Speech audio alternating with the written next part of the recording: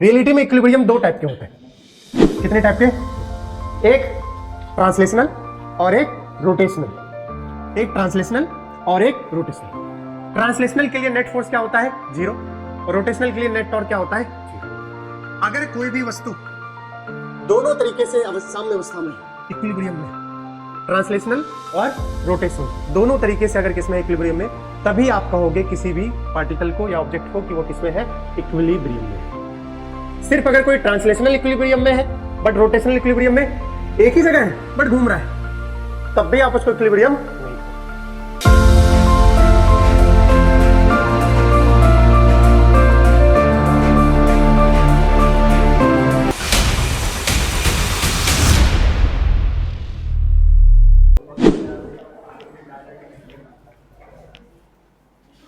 तो लेक्चर 5 है और आज की क्लास के बाद मुश्किल से आधे घंटे का लेक्चर बचेगा, तो एनएलएम क्या हो जाएगी? समाप्त हो जाएगी। तो अगली क्लास में हम आधे घंटे का लेक्चर लेकर एनएलएम समाप्त भी कर लेंगे और फ्रिक्शन को क्या कर लेंगे? स्टार्ट कर लेंगे। और फ्रिक्शन मोस्ट प्रोबेबली वैसे 4 लेक्चर का होता है, तो 3 लेक्चर में हो सकता है। इस वीक हम कोशिश करेंगे कि फ्रिक्शन भी क्या कर दें? समाप्त कर दें। तो एनएलएम फ्रिक्शन कवर कर देंगे, फिर क्या उठाएंगे? सर्कुलर मोशन, ठीक है। और अगले वीक में अगर 6 दिन क्लास लग जाती ना, तो हर वीक एक चैप्टर क्या हो जाता? समाप्त हो जाता। बट कैसे लगा है? चलो अभी पहले इसको फिनिश करके उसको फिनिश करके तब डिस्कस करेंगे।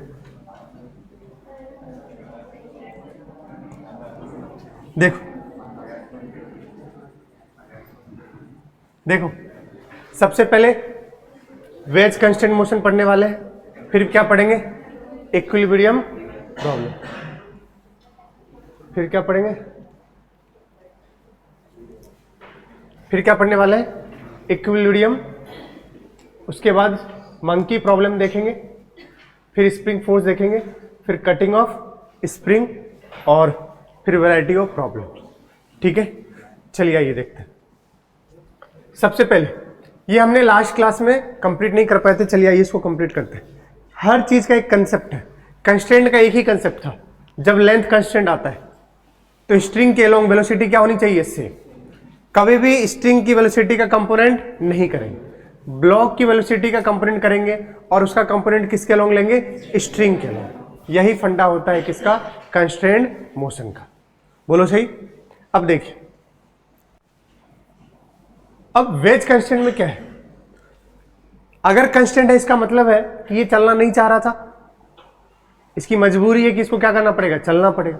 तो अगर ये ऊपर वाला वेज कहाँ आएगी? नीचे, तो ये किधर मूव करेगा? उधर की ओर। तो इसके चलने से इसको चलना पड़ रहा है। अच्छा, फ्रिक्शनलेस है तभी तो ये क्या करेगा? मूव कर पाएगा। तो अगर ऐसा है तो आपसे पूछा जाएगा कि फाइंड, नहीं लिखा है मैं लिख देता हूं, find V A and V B. ये सवाल ही है, सवाल से हमने लिया है कंसेप्ट।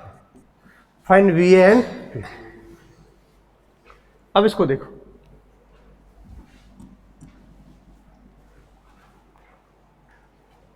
कंसेप्ट यह है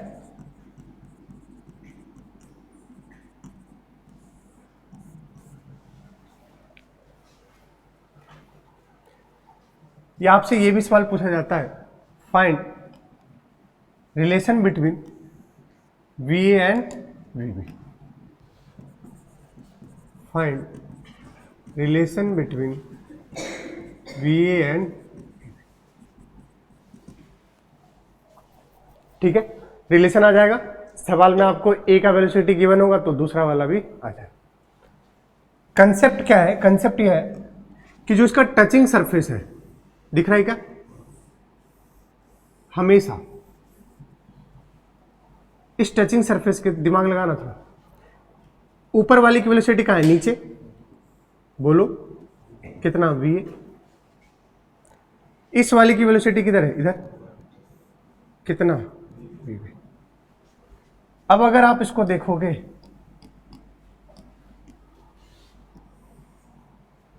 तो टचिंग सरफेस के जो परपेंडिकुलर होगा, इसको इसके अंदर तोड़ के घुसाना नहीं है, क्योंकि अगर ये तोड़ के गया तो फिर तो सिस्टम टूट गया।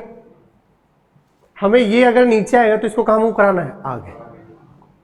तो अगर ये इसके अंदर नहीं एंटर करने वाला है तो होता क्या है,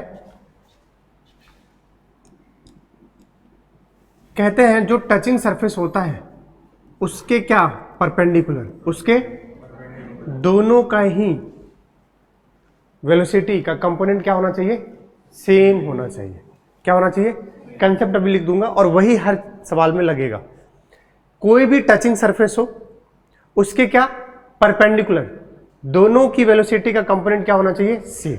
अब जरा देखना, अगर आप इसको देखो, ये VA है, ये थीटा, तो ये कितना होगा 90, तो ये कितना हो जाएगा, तो ये कितना हो जाएगा थीटा। समझ गए? अब सोचो VA का इधर वाला कंपोनेंट क्या आ जाएगा, VA cos थीटा, और VB का इधर वाला ये थीटा, इसके लिए ये 90 माइनस थीटा बनेगा। अरे बोलो यार, और ये फिर क्या बन जाएगा थीटा, तो इसका ये वाला कौन सा आएगा, VB साइन थीटा। अरे जैसे करना है यार, ये थीटा, ये 90 माइनस थीटा, तो ये क्या बन जाएगा थीटा। तो VB का ये वाला होगा VB cos थीटा, और ये वाला क्या हो जाएगा VB sine theta. Contact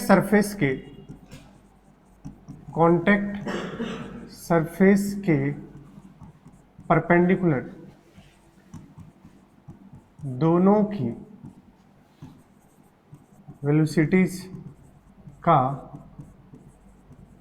component equal कर दो, यही कंसेप्ट है और हर बार मैं यही कर रहा हूं। ध्यान से देख लीजिए, वेज कंस्ट्रेंट में यही कंसेप्ट है। कैसा भी वेज कंस्ट्रेंट प्रॉब्लम हो इसी कंसेप्ट से सॉल्व होगा। समझ गए क्या बोल रहा हूं? अब जरा देखिएगा, बताओ इधर ही क्या है VB साइन थीटा, और इधर क्या है, तो VB साइन थीटा को किसके बराबर होना पड़ेगा, VA cos थीटा। तो बताओ VA अपॉन में VB क्या हो गया, साइन थीटा अपॉन में बोले तो टेन थीटा। तो यहीं से आ गया VA बराबर VB टेन थीटा, यही रिलेशन है। अब क्या सवाल में गिवन होगा, ए का रफ्तार दे दिया 10 मीटर पर सेकंड, कितना दे दिया, थीटा दे दिया 37, क्या VB आ जाएगा, ए का 10 थीटा 37, 10 37 3/4, 10 4 जा 40 अपॉन में 3, किसका आ जाएगा B का। तो ऐसे सवाल मिलेंगे, और ये जनरल सवाल है VA बराबर VB टेन थीटा। लेकिन ध्यान रखिएगा,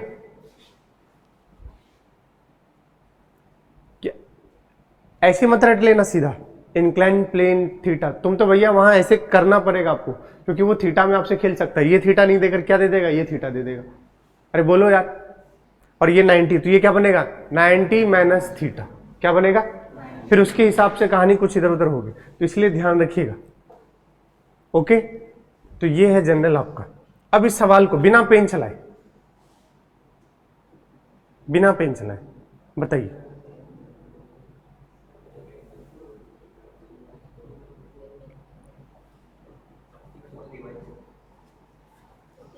उसी डेटा में रखना है,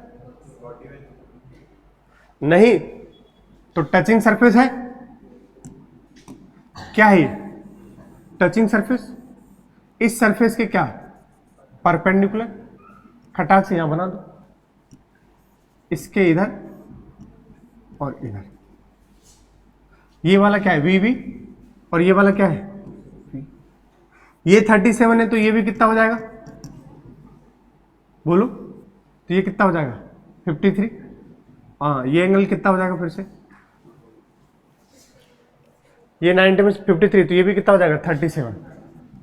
कैसे किया यार, 37 तो ये कितना हो जाएगा 53, क्योंकि ये पूरा तो क्या होगा इस पे परपेंडिकुलर, ये 53 और ये दोनों आपस में भी क्या होंगे परपेंडिकुलर, तो ये कितना हो जाएगा 37।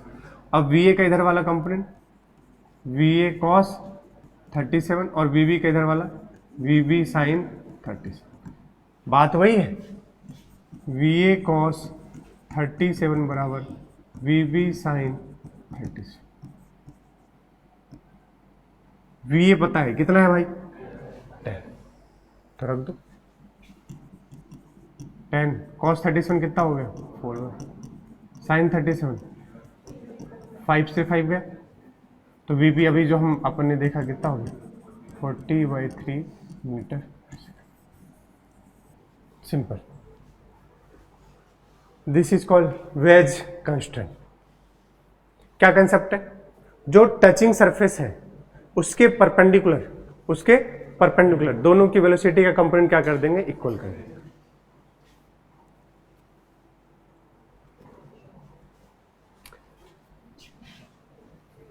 अब relation between A1, A2 and A3 जरा देखिए। सिचुएशन ये है कि आप 3 पेन रख लो, ऊपर एक पेन है, सिलेंड्रिकल है, क्या ये आएगा तो ये दोनों इधर साइड होगा? अरे जब ये नीचे आएगा तो ये दोनों किधर जाएंगे? साइड में जाएंगे। यही सत्य है। 3 पाइप है, ऊपर वाला पाइप नीचे आएगा तो ये दोनों कहां जाएगा? अब मुझे एक बात बताओ, जब ऊपर वाला पाइप नीचे आएगा तो ये दोनों कहां जाएंगे? साइड में जाएंगे। इन दोनों की मजबूरी है कि इनके साथ क्या है? अटैच्ड है, तभी तो ये जा रहे हैं। तो क्या लगेंगे यहां पर? Constraint motion. अब यहां बस दिक्कत यह है कि एक जगह टच नहीं, ऐसे आपको 2 जगह टच दिख रहे हो। एक टच यहां, एक टच। अब तुम कहोगे इस टच में नहीं, इस टच को लोगे तो फिर कौन नहीं आ पाएगा? ऊपर वाला। अब हम तो कह रहे हैं कि भले ये A1 और A2 है, लेकिन सही मायने में देखो तो A1 भी किसके बराबर होगा? A2 के। तो पहला कंस्ट्रेंट तो खत्म हो। पहले ये कि सर 3 वाला रिलेशन कैसे निकलेगा, अभी तक तो 2 मिल रहे थे, तो वो तो तुम्हें बस बेवकूफ बनाने दिया गया है। A1 ही किसके बराबर होगा? A2 के। कुछ गलत कह रहा हूं क्या? क्योंकि ये जैसे नीचे आएगा ये दोनों साथ में ही ऐसे जाएंगे, और दोनों का एक्सेलेरेशन बोल लो क्या होगा? सेम होगा। तो आपके पास 2 ही वेरिएबल है, A3 और A1 बोल लो, चाहे A3 और A2। अब बुद्धि आपको चलानी पड़ेगी कि रिलेशन निकालना है। कोई भी टचिंग सरफेस पकड़ लो, उसके दोनों के वेलोसिटी का क्या कंपोनेंट क्या कर दो? से। यही कंसेप्ट है टचिंग सरफेस के परपेंडिकुलर, लेकिन कैसे? दोनों की वेलोसिटी का कंपोनेंट क्या कर देंगे? इससे।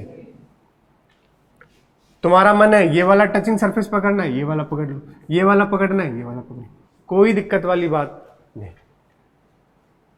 तो आ जाओ, मैं आपको, अच्छा एक चीज आपको दिख रहा होगा कि ये कुछ और नहीं, एक ट्रायंगल बनता दिखेगा अगर आप इन तीनों के सेंटर को मैच कराओ तो। गलत कह रहा हूं क्या? दिमाग लगाओ जरा। तीनों के सेंटर को मिलाओगे तो क्या बनता दिखेगा? और कैसा ट्रायंगल? Equilateral triangle. जी हां, इक्विलैटरल ट्रायंगल ही बनेगा। इक्विलैटरल ट्रायंगल ही बनेगा। ये भी 60 डिग्री, ये भी 60 डिग्री, और ये भी 60 डिग्री। अगर आप सही से देखोगे तो आपको इक्विलैटरल ट्रायंगल ही बनता दिखेगा। चलिए, अब रही बात कि आपको किसी टचिंग सरफेस को पकड़ना पड़ेगा। तो अगर मैं इसमें थोड़ा सा जो है ज्योमेट्री आपको परेशान कर सकती है, बाकी कोई दिक्कत वाली बात नहीं।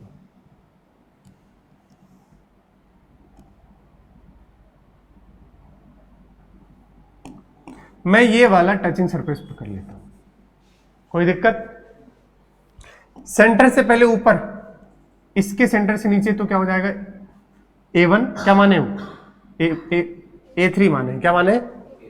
ऊपर वाले को क्या माने? A3, A1 और A2। इसके सेंटर से तो आप ये शो करोगे कि ये ओके। अब इससे क्या ड्रॉ करोगे? परपेंडिकुलर। और जब भी परपेंडिकुलर जाएगा सर्कल में तो कहां से पास होगा? सेंटर से। थोड़ा सा देखना भैया ये वाला, बस ज्योमेट्री है, कंसेप्ट तो पता है तुम्हें। और ये इधर कितना चलेगा? A2 बोल लो,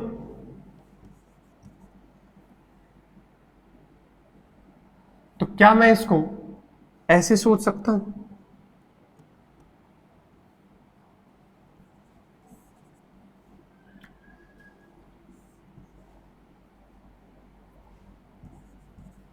A2 और A1, A1 नहीं A3। क्या हो गया, डर लग गया? ये एंगल कितना होगा?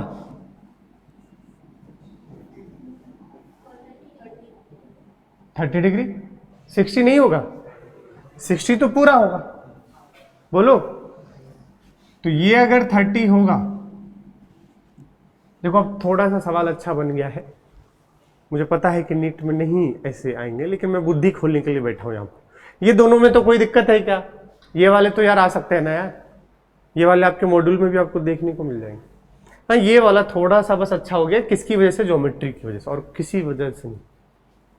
बताओ ये एंगल भी कितना होगा? 30। कितना होगा? 30। बिल्कुल वही है, हॉरिजॉन्टल। अरे बोलो यार, ये लाइन तो वही है, और वर्टिकल के बीच में, सॉरी ये वाली परपेंडिकुलर और वर्टिकल के बीच में अब भी क्या रहेगा? 30। तुम तो कहीं भी खींच दो, चाहे यहां खींच दो, यहां खींच दो, अगर ये जितना है वही इतना होगा, तो ये भी क्या होगा? 30। काम खत्म हो चुका है मेरा, काम खत्म हो गया। हुआ कि नहीं? नहीं पता मुझे से, बस आप सॉल्व कर दो किसी तरह, चुपचाप सॉल्व कर दो। अरे गरीबों, ये A2, ये A3, ये कितना? 30, ये कितना? 60। अब दोनों का कंपोनेंट किसके परपेंडिकुलर? सरफेस के। यही तो था, इसके परपेंडिकुलर यही है ना? बोलो यार, बस बराबर कर दो।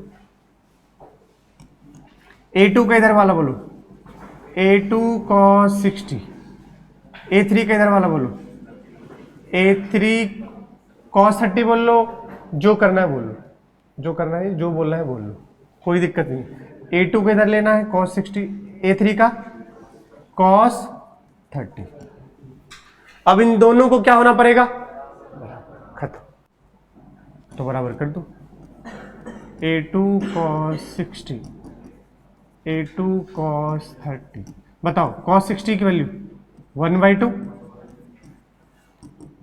cos 30 value √3/2। बताओ, सॉरी A3 लिख दिया, A3 होगा, ठीक है। तो बताओ A2 बराबर क्या? √3A3। यही है रिलेशन, चाहे A2 बोल लो चाहे A1 बोल लो, कोई दिक्कत है क्या? √3 टाइम्स A3, ये रिलेशन है। ज्यादा टफ है क्या? नहीं। टचिंग सरफेस के क्या देखना था? परपेंडिकुलर। तो ये टचिंग सरफेस इसके परपेंडिकुलर यही तो जाएगा। ये अगर इधर A2 है और इसका कितना है? A3, यहां पर कितना एंगल बनाएगा? 30। तो यहां भी तो वही बना रहा होगा, इनफैक्ट यहां भी वही बनाएगा। मैं इस गोले के सेंटर पर भी लेता तब भी बात सेम होता, क्योंकि ये परपेंडिकुलर तो यही से चलता आएगा। बोलो यार, और नीचे क्या होता? A3। ये एंगल भी कितना होता? 30। तो आपके सामने ये है, यहां पर कंस्ट्रेंट मोशन समाप्त होता है। जो हम पिछली क्लास से सिलसिला शुरू किए थे, किसका? कंस्ट्रेंट मोशन का, यहां पर समाप्त हो रहा है। कौन सा? Constraint motion. पहले हमने देखा जब पुली कैसा हो? फिक्स्ड हो। फिर देखा जब पुली कैसा हो? मूविंग हो। फिर उसके बाद हमने पढ़ा मूविंग पुली में भी बहुत सारे मेथड, आपको 3 मेथड बताए। एक AP बराबर A1 प्लस A2/2, ये फिक्स पुली का था, लेकिन ये मूविंग पुली में भी लग के आ जाता है आंसर। दूसरा हमने आपको बताया पॉइंट मेथड। कौन सा? हर किसी का पॉइंट मार्क कर लो, लेंथ अगर बढ़ रही है तो प्लस का, घट रही है तो माइनस। उसके बाद हमने आपको बताया समेशन ऑफ T.V मेथड, और उसके बाद हमने फिर क्या पढ़ा? Wedge constraint. तो ये अपना समाप्त होता है। अब इसके बाद आते हैं इक्विलिब्रियम पे। आप अगर देखेंगे, हम सभी सुबह योगा करते नहीं, मैं तो नहीं कर पाता हूं, आप सभी तो बहुत सुबह ही उठ के 4 बजे योगा करते होंगे, और तुम दोनों तो स्पेशली करते होगे, तभी लेट हो गए होगे, थोड़ा रेस्ट कर लिए होगे। देखिए रियलिटी में इक्विलिब्रियम 2 टाइप के होते हैं। कितने टाइप के? 2। एक ट्रांसलेशनल और एक रोटेशनल। एक ट्रांसलेशनल और एक रोटेशनल। ट्रांसलेशनल के लिए नेट फोर्स क्या होता है? 0, और रोटेशनल के लिए नेट टॉर्क क्या होता है? 0। अगर कोई भी वस्तु दोनों तरीके से साम्य अवस्था में है, इक्विलिब्रियम में, ट्रांसलेशनल और रोटेशनल दोनों तरीके से अगर किसमें है? इक्विलिब्रियम में, तभी आप कहोगे किसी भी पार्टिकल को या ऑब्जेक्ट को कि वो किसमें है? इक्विलिब्रियम में है। सिर्फ अगर कोई ट्रांसलेशनल इक्विलिब्रियम में है बट रोटेशनल इक्विलिब्रियम में, एक ही जगह है बट घूम रहा है, तब भी आप उसको इक्विलिब्रियम नहीं कहोगे। जैसे अगर इसका अभी तो बैलेंस है, बोलो, अगर इस बैलेंस के कंडीशन में तुम इधर और एक छुटकू इसके ऊपर रख दो, मान लो अभी बैलेंस थोड़ा भी इधर उधर हुआ, तो अब ये क्या हो जाएगा? इसे रोटेट कर जाएगा, और यहां पर ये अब रोटेशनल इक्विलिब्रियम में नहीं रहेगा। अभी तो ट्रांसलेशनल इक्विलिब्रियम भी है, क्योंकि नेट फोर्स क्या है? 0। ये इसको नॉर्मल देगा, वो इसको दे रहा होगा, इधर का mg, फिर इधर भी नॉर्मल mg, लेकिन यहां से r क्रॉस f बाहर होगा, इधर से r क्रॉस f अंदर होगा। एक दूसरे को अभी आपको टॉर्क पढ़ाएंगे, किसमें? रोटेशन। कैंसिल करके रोटेशनल किसमें था? इक्विलिब्रियम। लेकिन जैसे ही मैं इस मास को लाऊंगा, अब ये क्या हो जाएगा? इधर का साइड वेट ज्यादा हो जाएगा, तो ये इसका mg क्या हो जाएगा? ज्यादा, r क्रॉस f टॉर्क ज्यादा होगा, ये इधर रोटेट कर जाएगा। रोटेट जैसे ही कर गया, फिर ट्रांसलेशनल इक्विलिब्रियम में तो था बट किसमें नहीं रहेगा? Rotational equilibrium. तो आप कहोगे ये बॉडी इक्विलिब्रियम में नहीं। ये अपने आप को क्या कर रखी है? दोनों तरीके से, ट्रांसलेशनल भी और रोटेशनल भी। तो अपने को इस चैप्टर में जो पढ़ना है वो क्या पढ़ना है? Translational equilibrium. तो उसने साफ साफ कहा है, for a body to be in translational equilibrium no net force must act on it. इसका अभी ऊपर नॉर्मल लग रहा होगा इस पर, और नीचे, और दोनों एक दूसरे को क्या कर रहे होंगे? कैंसिल। तो इस वजह से नेट फोर्स इस पर क्या हो जाएगा? 0। क्या नॉर्मल नॉर्मल कैंसिल होगा? यहां पर नहीं, दो अलग अलग बॉडीज पे लग रहे होंगे।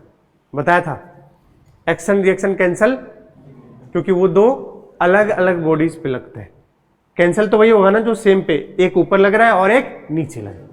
तो इस तरीके से नेट फोर्स अगर आपका 0 है तो आप कहोगे किसमें है? ट्रांसलेशनल इक्विलिब्रियम में है। अभी फिलहाल के लिए हमारे लिए यही काम। ये किसका कंडीशन है?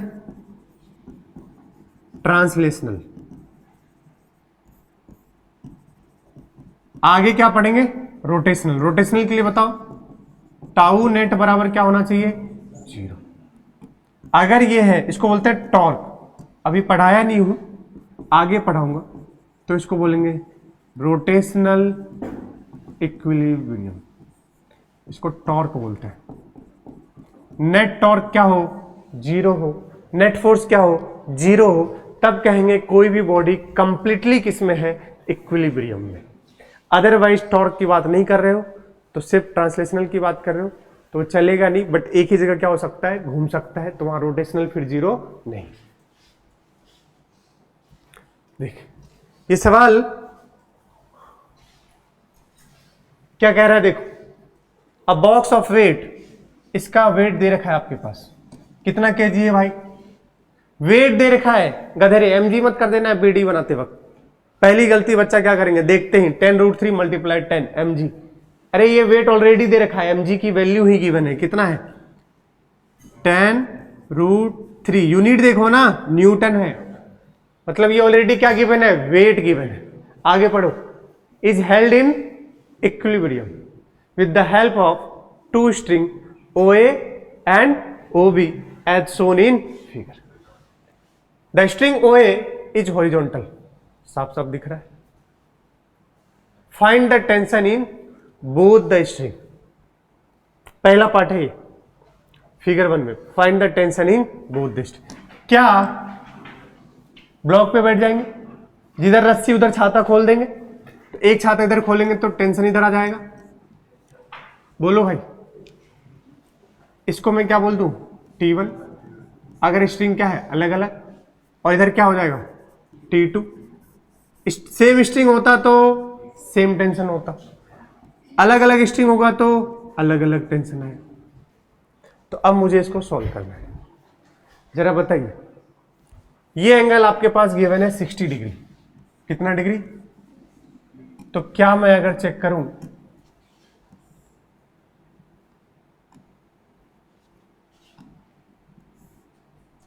ये 60 तो ये भी कितना हो जाएगा 60।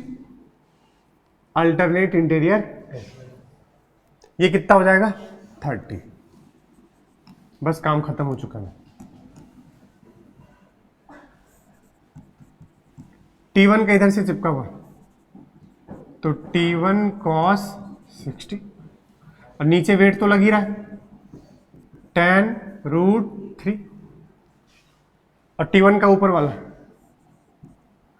या तो T1 sin 60 बोल दो, सॉरी हाँ T1 sin 60 बोल दो, या तो T1 cos 30। बात क्या होगा, sin 60 भी कितना होता है √3/2, cos 30 भी कितना होता है √3/2।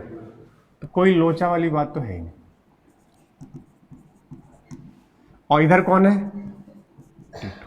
अब अगर ये इक्विलिब्रियम में है तो ऊपर वाला नीचे वाले के बराबर, आगे वाला पीछे वाले के बराबर। बोलो चाहिए? तो बस इसको किसके बराबर होना पड़ेगा, इसके, और इसको किसके बराबर होना पड़ेगा, इसके। तो ये दो इक्वेशन अपने पास है, तो बराबर कर दे। पहला जैसे ही हम बराबर करेंगे, पहले पार्ट के लिए कर रहे हैं, T1 sin 60 बताना क्या था,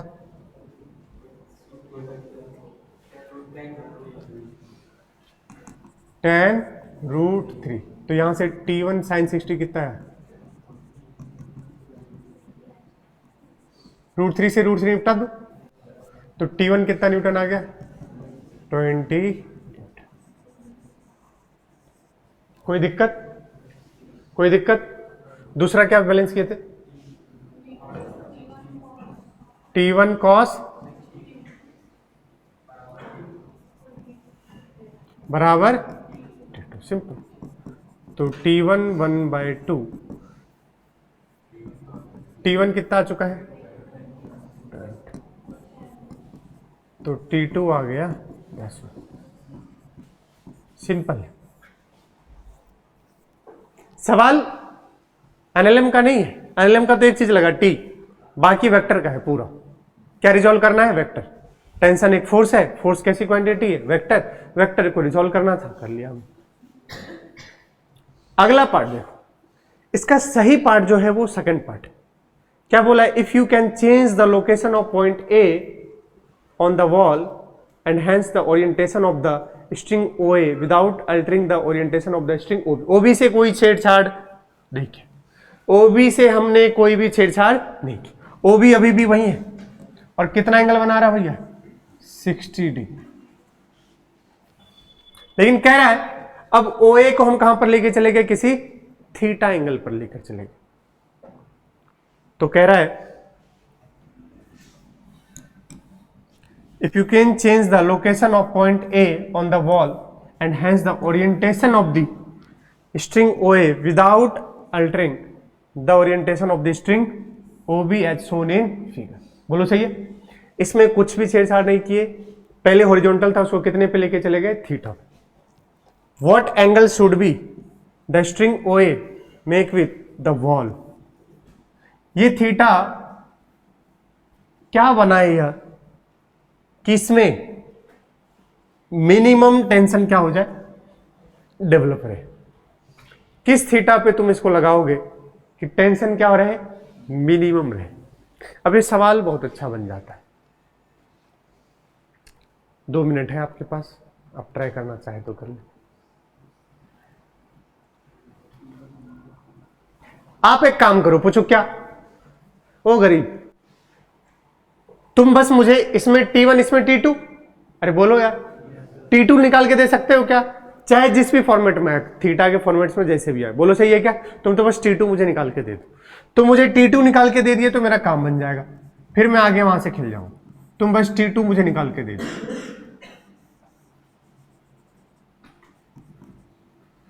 तुम तो बस मुझे T2 निकाल के दे दो।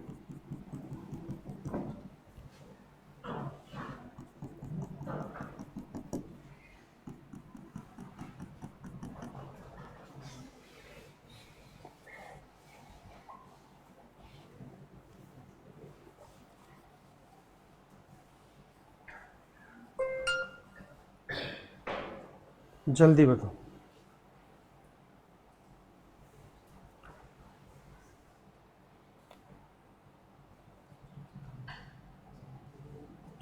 हाँ तुम बिल्कुल वैसी हो जैसा मैंने सोचा था,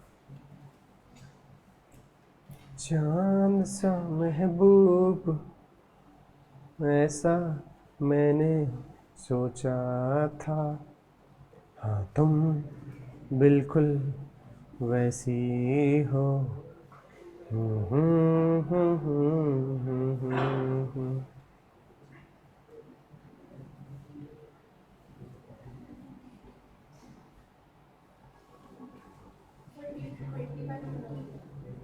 कितना?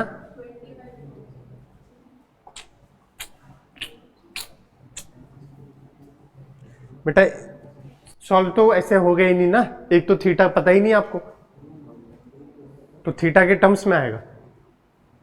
नहीं समझे क्या बोल रहा हूं? एक साइड का थीटा पता है क्या?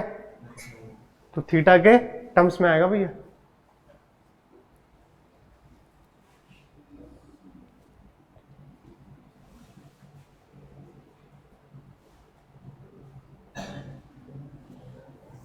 आ जाओ सॉल्व कर। सेकंड पार्ट, प्यारा सा पार्ट है ये।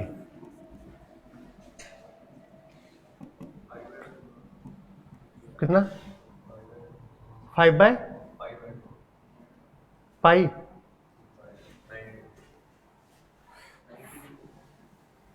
नहीं, 90 डिग्री। तुम्हें टेंशन पूछा है ना बे, तो तुम थीटा क्यों बता रहे हो? तुमसे मिनिमम टेंशन पूछा है, वो थीटा थोड़ी पूछा है।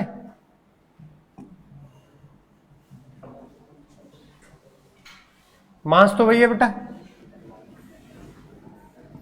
तो 10√3 तो वही लगेगा। इधर क्या माने थे? T1 मान लो। अब इस बार इधर भी क्या है? T2। T1 में तो कोई दिक्कत है ही नहीं, ये भी 60, अभी भी T1 ये क्या हो जाएगा? cos 60, और ये क्या हो जाएगा? sin 60। लेकिन यहां पर एक दिक्कत है कि यहां से आपने एंगल क्या बनाया है? थीटा। ये क्या एंगल है? तो ये कितना हो जाएगा? थीटा। बोलो अब T2 के कितने घटक कितने कंपोनेंट होंगे? 2। T2 cos थीटा, और इधर वाला T2 sin थीटा। अब ऊपर वाला बराबर नीचे वाला, और आगे वाला बराबर पीछे। हमारा मकसद है T2 लिखना, फिर T2 पे हम देखेंगे क्या कर सकते हैं। चलो बताओ, ऊपर T2 cos theta plus T1 sin 60, बोलो पहले एक बार रख लेता हूं, बराबर 10√3। भाई थोड़ा देखना यार, है ना? sin 60 वैल्यू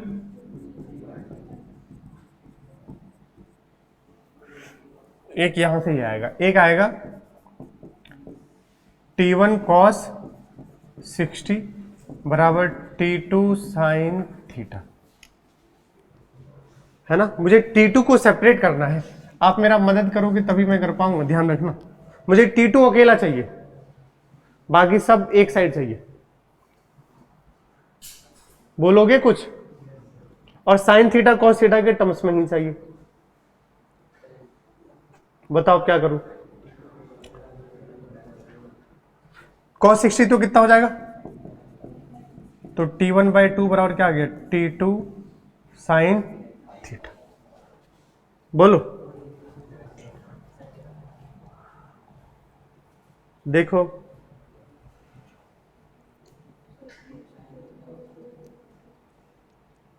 हमें T2 चाहिए, तो यहां से T1 की वैल्यू भी निकाल लूं। 2T2 साइन, उठा के T1 की जगह रख दूं, चलेगा? अरे कुछ तो बोला करो यार। Yes T2 cos theta plus T1 की जगह ये रखना है ना, थोड़ा इधर कर लो इसको। T2 cos थीटा T1 की जगह ये रखेंगे तो कितना आ जाएगा बताना? 2T2, मैनिपुलेशन देखना भाई, गलती ना हो। इतने बच्चे बैठे हैं, सबकी आंखें खुली है, तब भी देखना सब। 2T2 साइन थीटा इंटू √3 बोलो बराबर tan √3। मुझे तो दिख गया। T2 कॉमन ले लूंगा, बचेगा √3 साइन थीटा प्लस बराबर tan √3। तो T2 आ गया tan √3 sine theta plus cos. मैं आपसे ये मांग रहा था कि कोई बच्चा मुझे ये निकाल के दे दे। अब क्या करना है? टेंशन को मिनिमम, टेंशन को क्या करना है? इसको क्या करना है? मिनिमम। मिनिमम चाहिए। अगर बताओ ये मिनिमम तब जाएगा जब ये क्या होगा? मैक्सिमम। यही कंसेप्ट मैक्सिमम होगा। अगर ये मिनिमम चाहिए तो ये क्या होगा? मैक्सिमम। याद कर basic maths, a sine theta plus b cos theta की मैक्सिमम वैल्यू या minimum value √a² plus b²। बोलोगे? और याद करो, -√a² प्लस b² से लेके कहां तक लाई करता है? Plus √a² plus b²। भैया जिसको नहीं पता है सुन लीजिए, स्टार लगा लीजिए भैया, खूब काम में आता है। a sine theta plus b cos theta की बेटा अगर मैक्सिमम और क्या वैल्यू निकालना हो? मिनिमम। तो ये मैंने कहां पढ़ा है? बेसिक मैथ्स में। माइनस का √a² प्लस ये क्या आएगा? मिनिमम, प्लस का √a² प्लस b², ये क्या आएगा? मैक्सिमम। इन्हीं के बीच में हमेशा क्या होता है? लाई करता है मिनिमम, और ये क्या हो गया? मैक्सिमम। तो बताओ यहां पर a की जगह कौन है? √3। इसका मैक्सिमम वैल्यू क्या होगा? √a²। a कितना है? √3 का स्क्वायर। b की जगह कुछ नहीं है तो क्या है? 1। तो बताओ क्या बन गया? tan √3 अपॉन में √3 का स्क्वायर, a²। अरे ये a हो गया और कुछ नहीं है तो यहां क्या हो गया? b कितना हो गया? 1 का स्क्वायर। 3 + 1 4 का √2, तो tan √3/2। कितना प्यारा डेटा गया। तो आंसर है 5√3 मीटर। ये होगा मिनिमम टेंशन। क्या हो गया सर जी? इस वाले में तो मजा आ गया था, कुछ था ही नहीं तो मजा ही आएगा।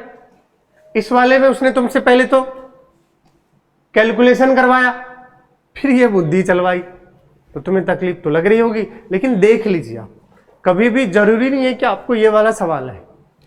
बोलो यार, आपसे ये सिर्फ बुद्धि डेवलप करने के लिए कि देख भाई, अगर कभी मिनिमम पूछे और नीचे साइन थीटा और कॉस थीटा दिखे, बेसिक मैथ्स में 10 बार बताओ, -√a² प्लस b² से लेकर के कहां तक लाई करेगा?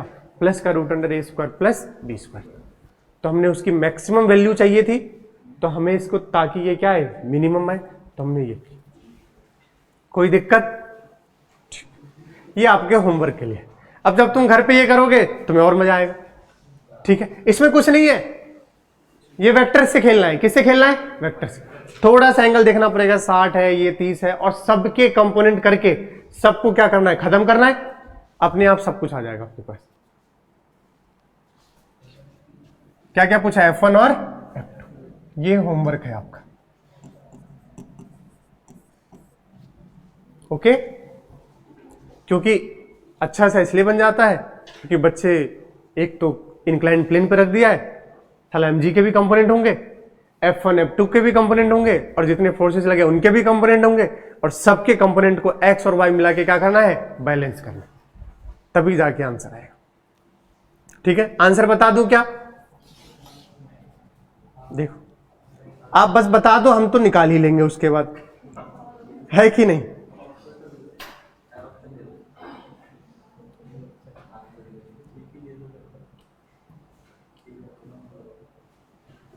F2 आएगा 10/√3, 10/√3 न्यूटन, और F1 आएगा -10 निकाल लिए तुम क्या? अब देखो, जिसको वेक्टर आता है वो तो खटाक से ही कर ले। ये आंसर चेक कर लेना। आगे देखिए, मंकी प्रॉब्लम।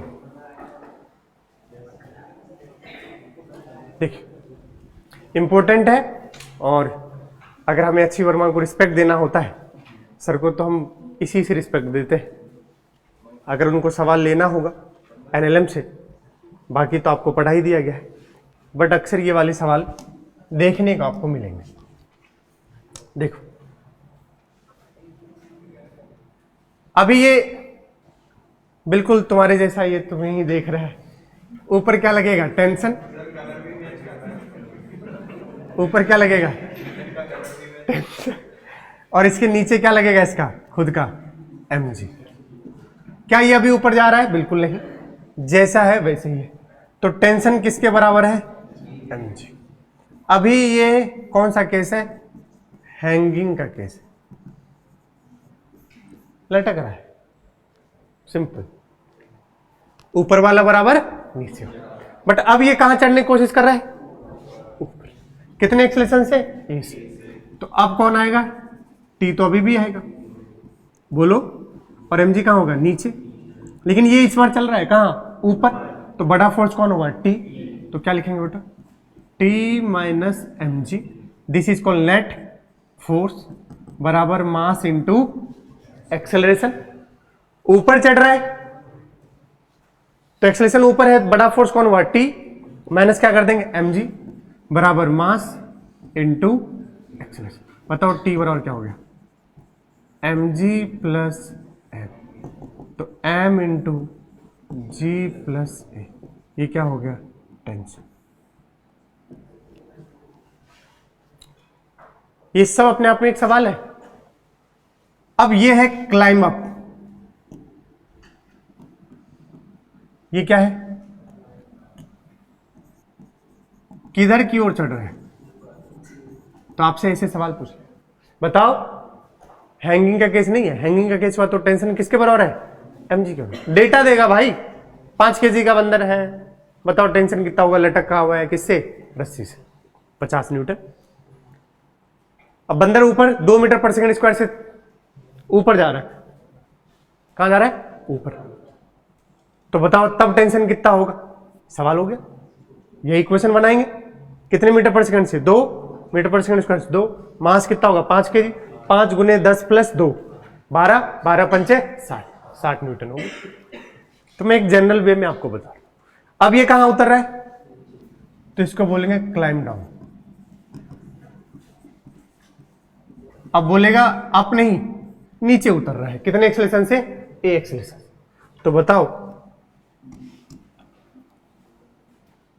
टेंशन ऐसा तो नहीं अब टेंशन नीचे लगा दोगे गधेरे, ये गलती मत कर देना।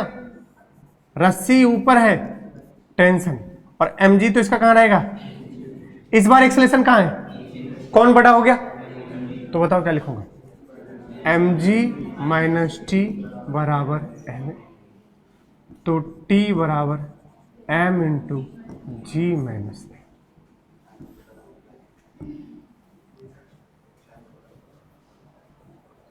बोलो कोई दिक्कत? तो इस केस में बताओ, अब वही आंसर बताओ, 5 गुने 10 माइनस 2, 10 माइनस 2 गया 8, 8 पंचे 40, तो न्यूटन, कितना न्यूटन लगेगा? 40।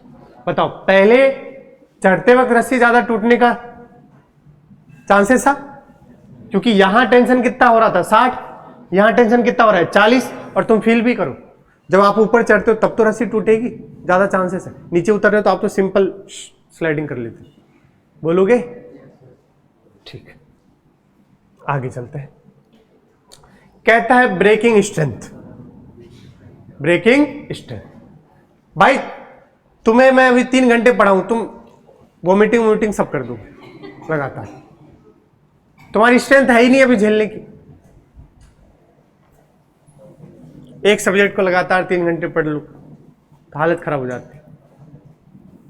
तो तुम्हारी स्ट्रेंथ कितनी देर तक आप झेल पाए, कितनी देर तक झेल पाए, this is called breaking strength. इसके लिए भी भाई रस्सी कितना टेंशन क्या करेगा, झेल पाएगा। The maximum tension, maximum tension, maximum tension a string can bear, maximum tension a string can bear, वह मैक्सिमम टेंशन जो एक स्ट्रिंग झेल सकता है उसी को क्या बोलते हैं, ब्रेकिंग स्ट्रेंथ। ये बताने का बस मेरा एक मकसद था, सवाल में आपको डायरेक्ट कभी कभी नहीं दिया जाएगा। सुन लीजिए, सवाल में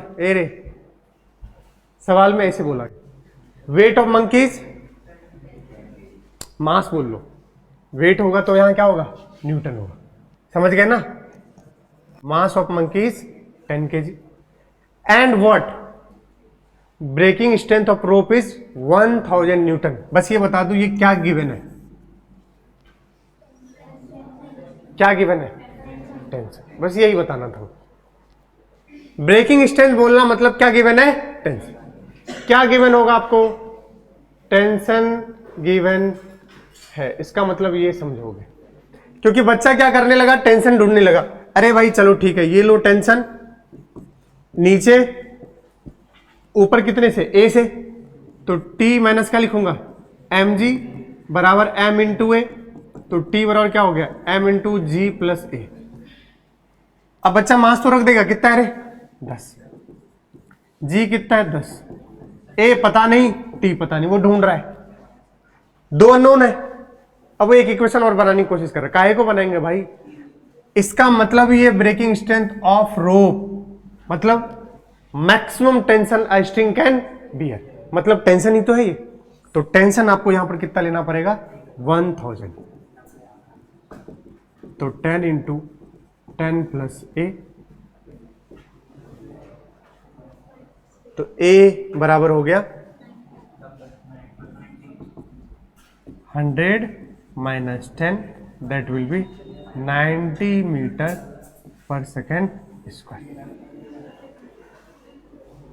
अगर इस रस्सी में ताकत है झेलने की कितना, 1000 न्यूटन, तो मैक्सिमम कितने एक्सेलेरेशन से ऊपर जा सकता है, 90 मीटर पर सेकेंड स्क्वायर। ये मैक्सिमम एक्सेलेरेशन होगा जो बंदर ऊपर की ओर चढ़ रहा होगा, इससे भी कम पे चढ़ सकता है, लेकिन हमसे क्या पूछा है, मैक्सिमम। अच्छा सुनना, हाँ ये मैक्सिमम पूछेगा तभी क्या लोगे, 1000, क्योंकि जब तुम मैक्सिमम होगे तभी पूरी स्ट्रिंग में क्या आ जाएगी, maximum tension, and that is called breaking strength. तो जब ये पूछेगा तभी आपसे क्या पूछेगा, मैक्सिमम एक्सेलरेशन, अदरवाइज उसको और डेटा देना पड़ेगा आपको सॉल्व करने। चलिए अब खटाखट बताते चलिए, मुझे नहीं, अब आपका रोल है, मेरा काम हो गया है। कह रहा है find tension of string and normal reaction given, and normal reaction, ये गिवन में है, गिवन मतलब ये ब्रैकेट में, नॉर्मल रिएक्शन जो कौन लगाएगा इस मैन पर, कौन लगाएगा, ये ग्राउंड है ना, अरे ये ग्राउंड इसको क्या देगा इस पर, नॉर्मल रिएक्शन, ये पूछा है, और रस्सी में क्या आएगा, टेंशन। तो N पूछा है और T पूछा है। इसमें find tension of string, string में टेंशन पूछा है T एंड नॉर्मल रिएक्शन, और गिवन है ये डेटा। प्लेटफॉर्म का मास भी कितना है, 50 kg। ये प्लेटफॉर्म है, प्लेटफॉर्म का मास कितना है, 50 kg, और मैन का मास कितना है, 40 kg। ठीक है, तो जल्दी से बताइए, सब में, दोनों में ही। इस मैन पे भी प्लेटफॉर्म कहां क्या देगा, नॉर्मल किधर की ओर, ऊपर की ओर। तो नॉर्मल और टेंशन दोनों ही आपको बताने हैं। चलिए, दोनों ही केस में नॉर्मल, इसमें टेंशन देखते ही बता दो, इतना टाइम लगेगा, पता नहीं क्या सोच रहे हैं।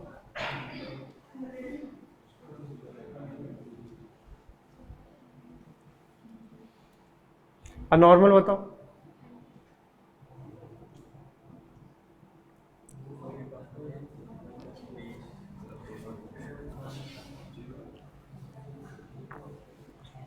क्या खूब लगते हो, बड़े सुंदर दिखते हो, कहते रहो बड़ा अच्छा लगता है। आंसर देते रहोगे तो अच्छा लगेगा, बट आंसर देते ही नहीं है, यही निपट गए आवाज। सर प्रयागराज आ जाओ आप, अच्छा क्या बात। YouTube पे कमेंट है, कोई हिंदी माध्यम का बच्चा प्रयागराज बुला रहे, यही इंस्टीट्यूट खोल दो। चलिए गरीबों, हुक्म कीजिए।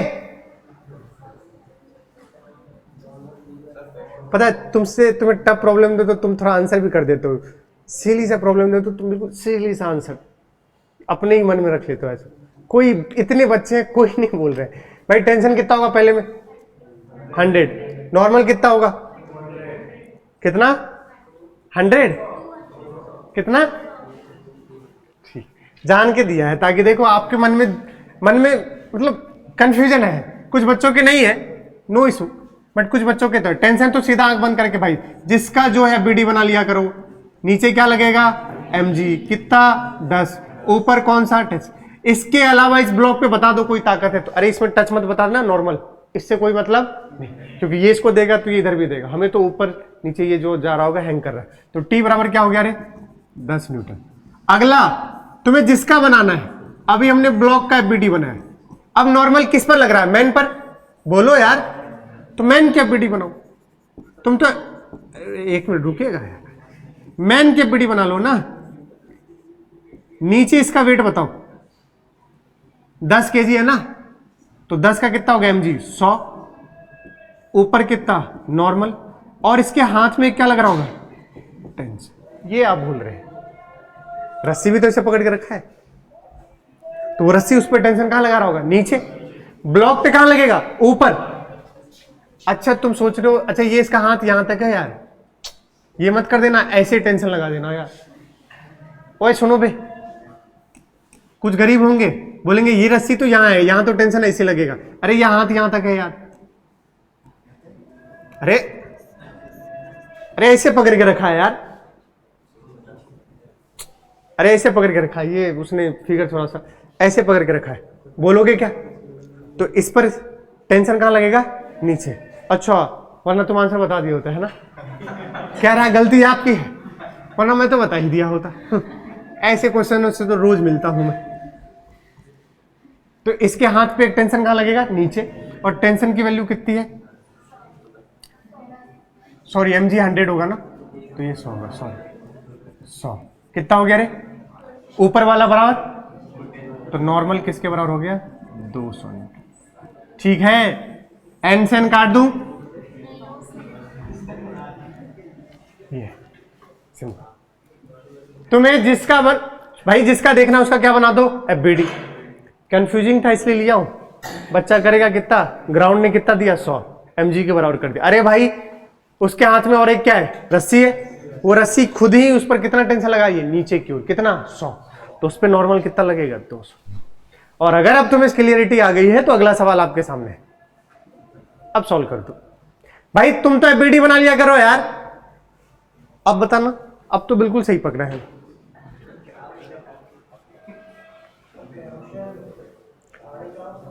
टेंशन कितना 450 is the correct answer.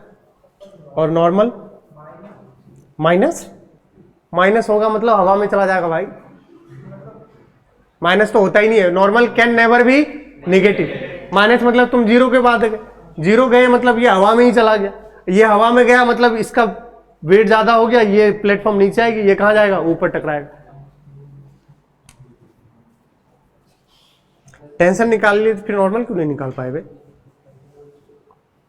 Sir tension तो सिंपल था टेंशन तो हमने ये अगर, अच्छा सारे सिस्टम जो है वो इक्विलिब्रियम में बेटा, हेलो, अगर आपको कोई एक्सेलेरेशन नहीं गिवन है इसका मतलब किस में है, ये इक्विलिब्रियम में। जब तक एक्सेलेरेशन नहीं आएगा तब तक किस में है, इक्विलिब्रियम। चलो आ जाओ,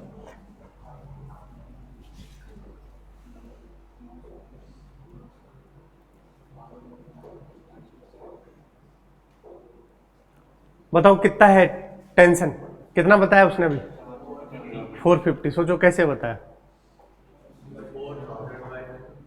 सिंपल है।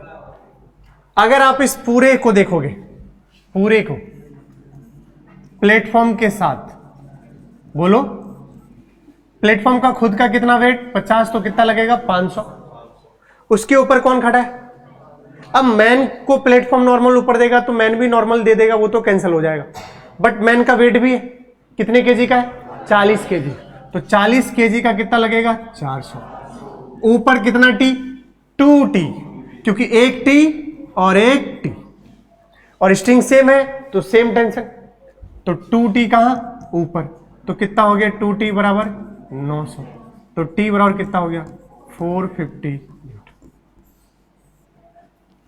अब क्या पूछना है, नॉर्मल रिएक्शन क्या पूछा है, तो बनाओ मैन की एबीडी, सिर्फ मैन को देखो, अब मैन को देखो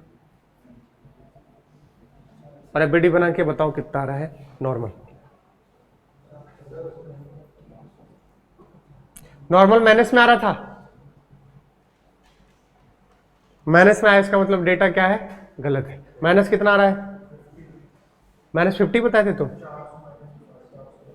सही है, वैसे तो सही है। फिर देखो ये डेटा गलत हो जाएगा क्योंकि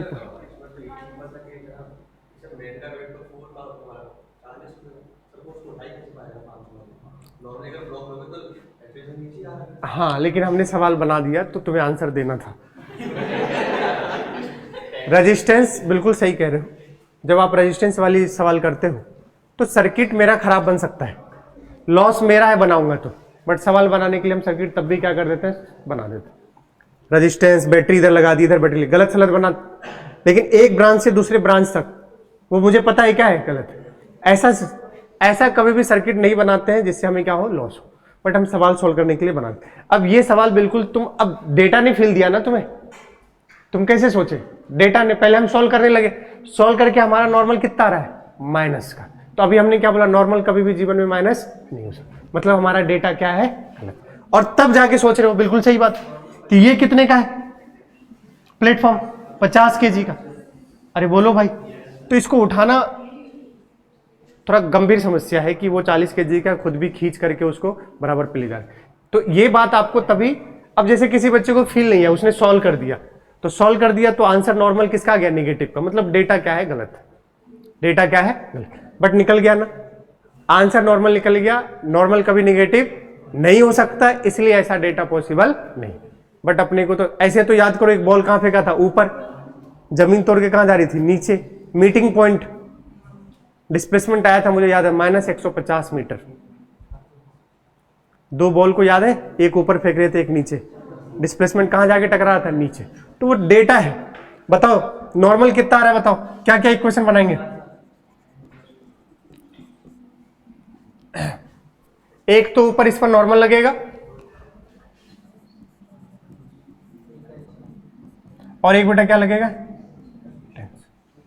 और इसका खुद का क्या लगेगा, mg। mg बोले तो कितना, 4। पहले एफबीटी बना लो। क्या मैन पर इसके अलावा कोई फोर्स और लग रहा है? देखो मैन पर कोई सा फोर्स नहीं लग रहा कि प्लेटफॉर्म का भी 50 केजी जोड़ोगे, काहे जोड़ेंगे भाई, हमें तो किसका देखना है, मैन का बस। तो T प्लस N बराबर कितना लिख दूं, 400। अब T कितना है देखो, 450 प्लस N बराबर 400, तो N कितना आ गया, माइनस का 50। अब हमें पता है कि नॉर्मल कभी निगेटिव पॉसिबल नहीं, तो डेटा ही क्या है, उल्टा कर दो। अगर इसको हमने 50 केजी कर दिया और इसको प्लेटफॉर्म को कितना किया, 40, अब सही आ जाएगा, चेक कर लो। इसमें कोई चेंज आएगा क्या, नहीं। इसमें कोई चेंज आएगा, नहीं। अरे इसमें कोई चेंज आएगा क्या, 50 और 40 चाहे उल्टा करने से क्या, इसमें तो कोई चेंज नहीं आना। टेंशन कितना आएगा, 450, बट अब देखो सही हो जाएगा। और ये कितना हो गया, 500, 500 माइनस कितने हो जाएंगे, 450, तो प्लस 50 हो जाएगा। समझ गए? तो उसका वेट कम था और प्लेटफॉर्म का वेट ज्यादा था, तो ऐसा कैसे होता, तो आप इसको क्या कर दोगे, अगर चेंज कर दोगे मासेस, तो बिल्कुल आंसर क्या आएगा, सही है। ठीक है क्या? अरे क्या दिक्कत है, डेटा वैसा था, आ गया तो हमने फिल भी तो कर लिया, हाँ भाई नॉर्मल पॉसिबल नहीं है, इसका वेट खुद का ही कितना है, 40-50 केजी को कैसे लिफ्ट अप करें। तो अगर ये 50 केजी का, समझ गए क्या बोल रहा हूं, तो डेटा आप अगर इधर उधर कर लो, इसका मास इसको दे दो और इसका मास इसको दे दो, तो फिर प्लस का आ जाएगा। ओके ठीक है, अगला बात, ये वाला सवाल। अब इस बार कितने एक्सेलेरेशन से जा रहा है, 10। अब इस बार बिल्कुल सही आएगा, क्योंकि देखो अगर आप, तो प्लेटफॉर्म का मास कितना लिया हूं, 10 केजी, और मैन का खुद का मास कितना है, 50 केजी। चलो इस बार एक्सेलेरेशन गिवन है, अब आपको दोनों पूछा है, टेंशन और नॉर्मल। इस बार निकालो खटाक से, टेंशन और नॉर्मल।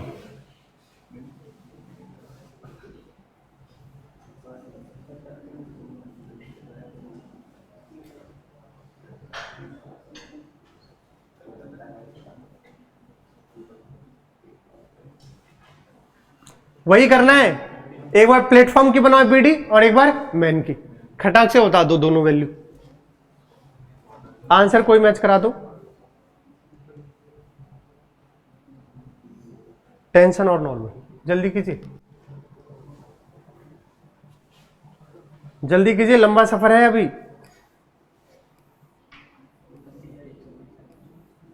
अरे बाप रे बहुत है।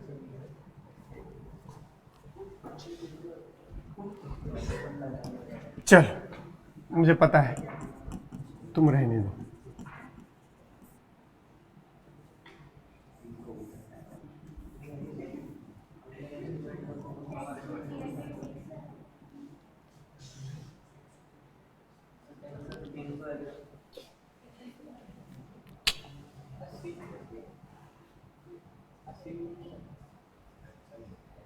अच्छा sorry sorry, my mistake, sorry, मुझे नहीं पता है, क्योंकि उस बदमाश ने डेटा चेंज कर दिया है। मेरे में 80 केजी है और एक्सेलेरेशन 2 मीटर पर सेकंड, उसने यहाँ कितना कर दिया, 10, इसको 10 केजी प्लेटफॉर्म रखा है, बट इसका मास कितना है, 50 केजी। उस वहाँ मेरे कितने हैं, 80 केजी, उसके हिसाब से मैं आंसर चेक कर रहा था, आपका सही आया होगा, अपन सॉल्व करते, मुझे नहीं पता। देख उसने डेटा चेंज कर दिया है, कोई बात नहीं, पैसे है।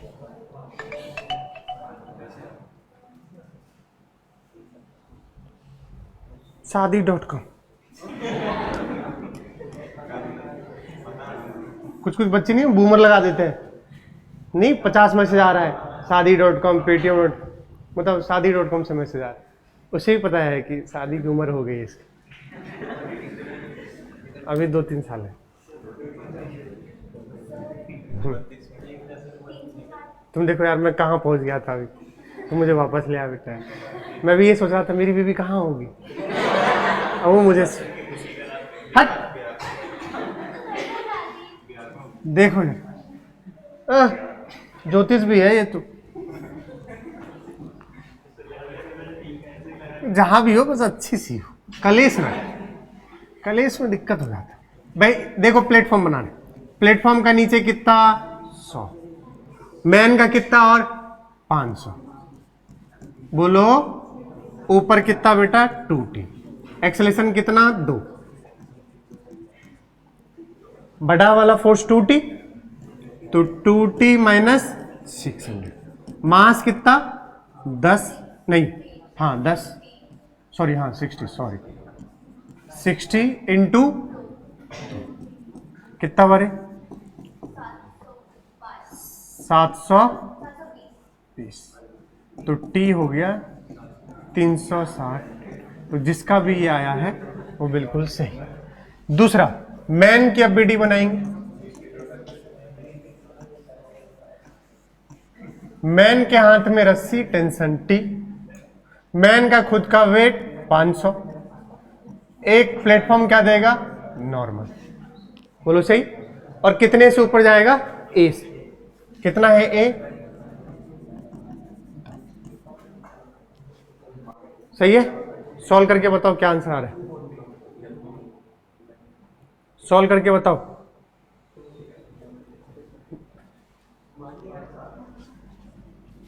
n प्लस टी माइनस 500 बराबर, मास इसका कितना है 50 इंटू ए कितना है 2, टी निकाल चुके हैं कितना है बेटा 360, तो n हो गया 500 प्लस 100 600 माइनस 360, तो कितना हमारे 240 न्यूटन, तो ये आंसर है। ध्यान से ऐसे सवाल आपको देखने को मिलेंगे, पता है कि मिलेंगे। क्या है ऐसे सवाल में, फंसो नहीं, एफबीडी अलग अलग बना, पहले प्लेटफॉर्म का बनाएंगे फिर मैन का बनाएंगे। प्लेटफॉर्म पे जितना लग रहा है उतना शो कर दिए, मैन पर जितना लग रहा है उतना शो कर दिए। मैन का बनाओगे तो नॉर्मल रिएक्शन मिल जाएगा, प्लेटफॉर्म का बनाओगे तो टेंशन मिल जाएगा, बस ये दो काम करने होते हैं। अब एक फेमस क्वेश्चन है एच.सी. वर्मा सर का, ये वाला देख, एक बंदर से उनको मन नहीं लगा, दूसरा बंदर भी उसकी पूंछ में लटका दी। डिट्टो डेटा है एच.सी. वर्मा का, मैंने उठाया, ध्यान से सुनिए।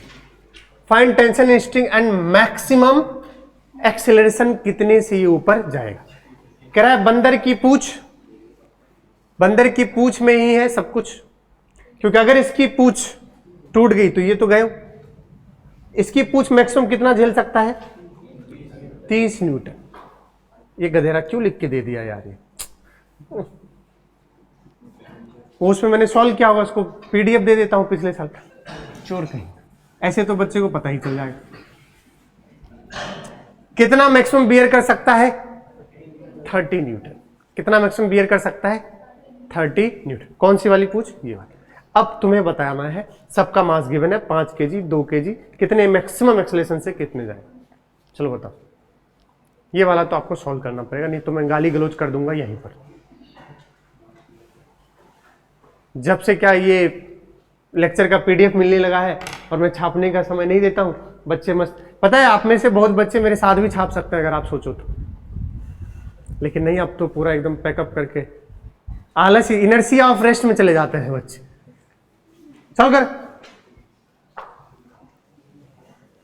आंसर नहीं आया तो मुक्खू मार देंगे।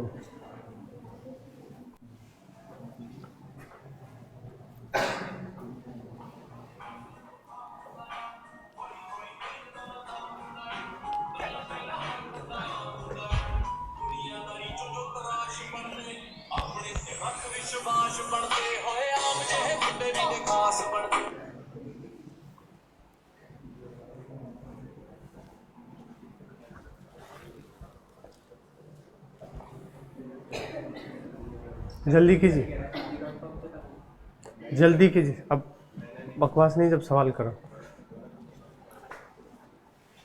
जल्दी कीजिए।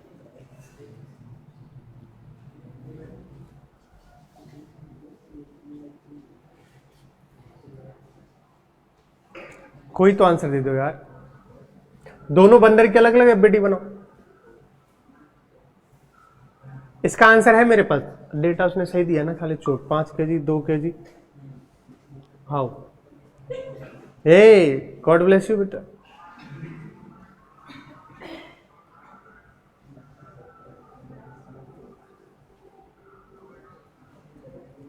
चलो अब आपको बुद्धि थोड़ी चलानी पड़ेगी। आप अगर 5 kg का पहले एफबीडी बनाए, अगर आप किसका एफबीडी बनाए? 5 kg का। Tension 105, perfect.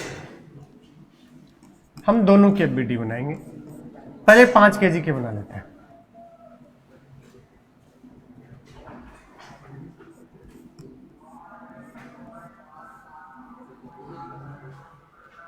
इसका खुद का मास कितना? 50। और इसकी पूंछ को पकड़ के लटका हुआ है वो, तो इसकी पूंछ में कितना टेंशन? 30। 30 भी कहां लगेगा? इस पर, नीचे की ओर। अरे बोलो। और ऊपर क्या इसे पकड़ के रखा है? टी। और कितने एक्सेलरेशन से जाना है इसको? ए से। एक्सेलरेशन 5 आ गया तो फिर तो आ जाएगा। पहली बार आप अगर 5 kg कैपेसिटी बनाओगे तो इसमें 2 अननोन है, टी और ए। इक्वेशन लिखो, ऊपर टी माइनस 50 प्लस 30 कितना हो गया? 80 बराबर 5 इंटू ए। टी भी अननोन, ए भी अननोन, तो इससे कुछ नहीं मिला। तो दूसरा भी एक है, कितने केजी का है? बंदर 2 kg। बोलो।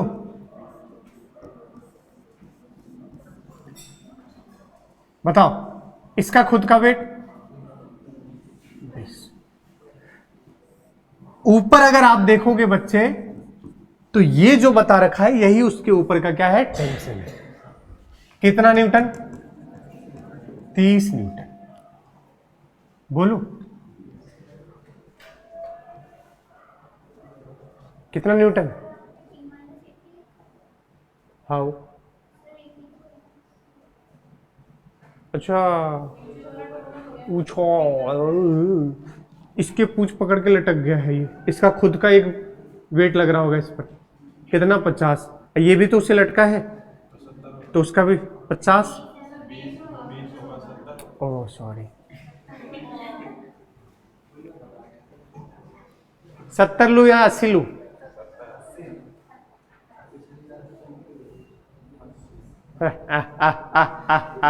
अच्छा किए सवाल पूछे, और इससे अच्छा होगा। बहुत बढ़िया, बहुत अच्छा। चलो पहले एक्सेलेरेशन बताओ, फिर उस पर हम चर्चा करते हैं। इधर एक्सेलेरेशन बताओ। सुनना, ऊपर टेंशन कितना? 30। तो कौन बड़ा होगा? 30। छोटा कौन होगा? 20। उस पर भी चर्चा कर रहे हैं आप, चिंता मत करो। बराबर नेट फोर्स बराबर मास इंटू मास कितना? 2।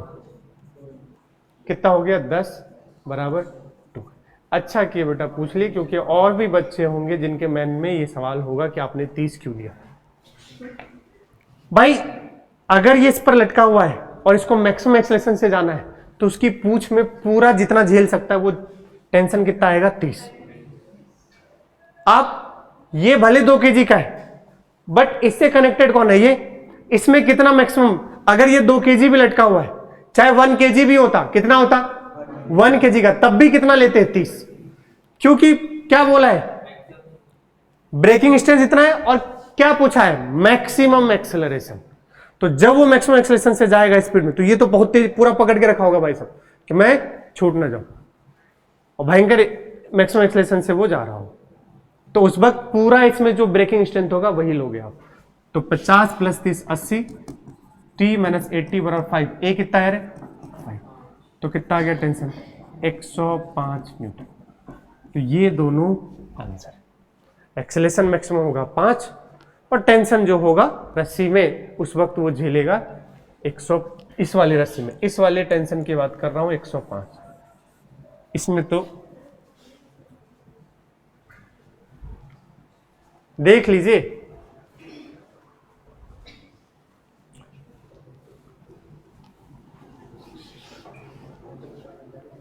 अरे पता नहीं क्या सोच रहे हैं, भूल गए यार तुम। यहां देखो, इस पर फोर्स लगाते थे, इधर देखो, इस ब्लॉक पर फोर्स लगाते थे, तो इस ब्लॉक में ये वाला टेंशन दिखाओगे ना, कि इस पर फोर्स लगा वो भी दिखा दोगे? नहीं, ये ब्लॉक जिससे कनेक्टेड है वही तो दिखाते थे। तो ये बंदर किसके, ये पूछ, इसकी पूछ में कितना है टेंशन 30, वो दिखाएंगे। हाँ ऐसा होता है कि एक ही प्लेटफॉर्म होता है, उस पर दोनों बंदर है, तो फिर 50 और प्लस 20 कितने लगते हैं 70।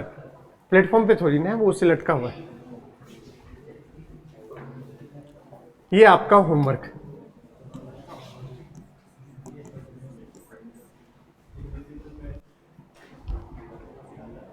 और अब भी अगर आपको लग रहा है कि अब आपको आ चुका है इतने प्रॉब्लम करने के बाद, तो आप एक बार इस पर हाथ आजमाओगे, ठीक है? ओके, आंसर बता दो, तब तो आ ही जाएगा, आंसर बता दू तुम। इसका आंसर है, क्या क्या पूछा है इसमें, एक पूछा है बेटा नॉर्मल और टेंशन। नॉर्मल आंसर आएगा 300 न्यूटन और टेंशन आएगा 400 न्यूटन। अब मुझे पता है आंसर से तुम ऊपर नीचे किसी तरह लगा के निकाल लोगे, बट चलो मैंने बता दिया। नाउ स्प्रिंग फोर्स, कौन सा फोर्स भैया? Spring force. ठीक, देखो ये ब्लॉक, ये m मास का ब्लॉक स्प्रिंग से इससे अटैच था। अब इस m मास के ब्लॉक पर, अभी ये यहां पर है, आपने अब इसको खिसकाया, कहां पहुंचा दिया? यहां पर। तो कितना डिस्प्लेस कर दिया? x। कितना डिस्प्लेस कर दिया? x। जब मैं इस ब्लॉक को खींचूंगा तो इस पर kx कहां लग, फोर्स कहां, स्प्रिंग फोर्स पीछे, कहां लगेगा? पीछे। तो आप अगर देखोगे तो यहां का सिचुएशन बनाओ, कैसा हो जाएगा? और इस पूरी जर्नी के दौरान देखो, contact force, normal, tension, spring और फ्रिक्शन, याद करो कॉमन फोर्सेस इन मैकेनिक्स।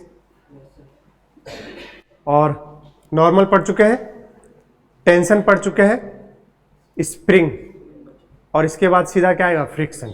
बीच में अलग बात है, सूडो फोर्स अभी पढ़ेंगे अगली क्लास में, बट ध्यान से देख लीजिए। स्प्रिंग कांटेक्ट है, आपने टच कराया और उसको क्या किया? खींचा, तो स्प्रिंग फोर्स कहां लगेगा? पीछे की ओर। कहां लगेगा? पीछे की। और वो पीछे की ओर स्प्रिंग फोर्स कितना लगेगा? बताओ कितना लगेगा? ये हुक्स लॉ के अकॉर्डिंग दिया जाता है, वो हुक्स लॉ हम पढ़ेंगे कहां पर? इलास्टिसिटी चैप्टर में, हुक्स लॉ। स्प्रिंग फोर्स लगेगा, डिस्प्लेसमेंट कहां है इसका? आगे, दोनों के बीच में कितना एंगल है? 180। तुम इसको इधर खींचोगे, स्प्रिंग फोर्स, स्प्रिंग क्या चाहेगा? मैं हमेशा जैसे हूं वैसे ही रहूंगा, तो वो ब्लॉक पर किधर फोर्स लगाया? पीछे की ओर। तो बताओ दोनों के बीच में एंगल कितना है? 180। अब स्प्रिंग फोर्स, स्प्रिंग का एक खुद का स्प्रिंग कांस्टेंट होता है, इसको बोलते हैं स्प्रिंग कांस्टेंट। क्या बोलते हैं? Spring constant. तो हुक्स लॉ के अकॉर्डिंग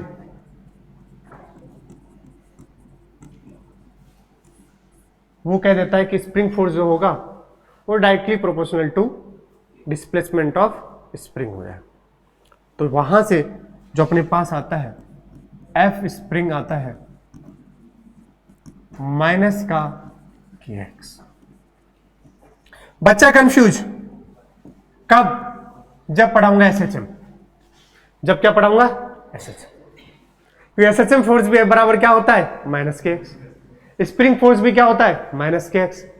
लेकिन अंतर है, ये एक्स अभी हम स्प्रिंग का इस लेंथ को बोलेंगे नेचुरल लेंथ। ध्यान से, एक्स हमेशा यहां पर कहां से है? From natural length. Natural length मतलब जब स्प्रिंग में कोई एक्सटेंशन नहीं था। एक्स क्या है? डिस्प्लेसमेंट है, फ्रॉम कहां से? Natural length. जब एसएचएम पढ़ाऊंगा, एसएचएम में एसएचएम फोर्स भी क्या होगा? माइनस का के एक्स। अभी बता देता हूं, ये एक्स बोलेंगे from mean position. Sir natural length और मीन पोजीशन में क्या अंतर है? अंतर है, मीन पोजीशन पर नेट फोर्स क्या होगी? 0।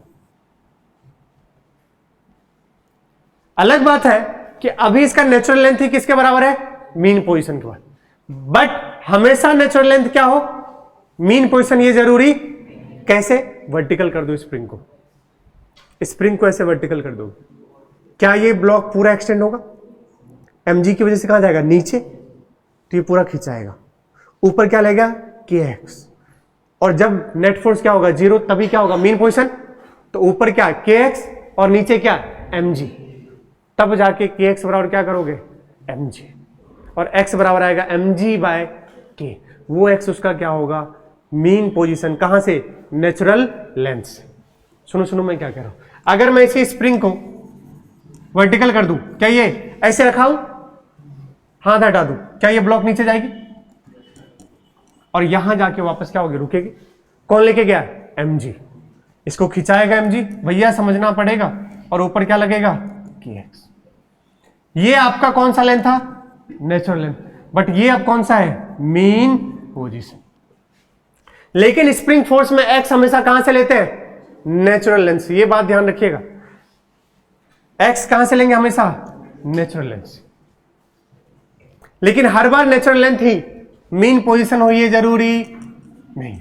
अगर ऐसे हॉरिजॉन्टल स्प्रिंग रखा है तो यही नेचुरल लेंथ है और यही मीन पोजीशन है, बट वर्टिकल रख दोगे तो ये नेचुरल लेंथ है, मीन पोजीशन होता है, जहां पर देखो मीन पोजीशन क्या होता है, नेट फोर्स 0, मीन पोजीशन क्या होता है। अब यहां पर जाके किसी x दूरी पर जाकर नेचुरल लेंथ से क्या आएगा, नेट फोर्स 0 है। अरे कुछ गलत कह रहा हूं क्या, कोई x नीचे जाएगा तब ऊपर वाला बराबर नीचे वाला, लेकिन कब, जब वर्टिकल कर दोगे। हॉरिजॉन्टल करोगे तो ऐसे सिंपल रखा हुआ है, रिलैक्स में, कोई दिक्कत नहीं। कोई फोर्स लग रहा है क्या इस पर, नहीं।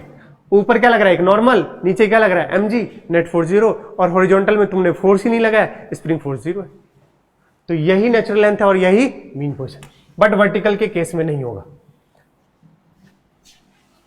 क्या कोई दिक्कत? इस बात को याद रख लीजिए, F बराबर माइनस kx, वही इंपॉर्टेंट बात। पहला, अब तुमने कैसे कर दिया स्प्रिंग को, vertical,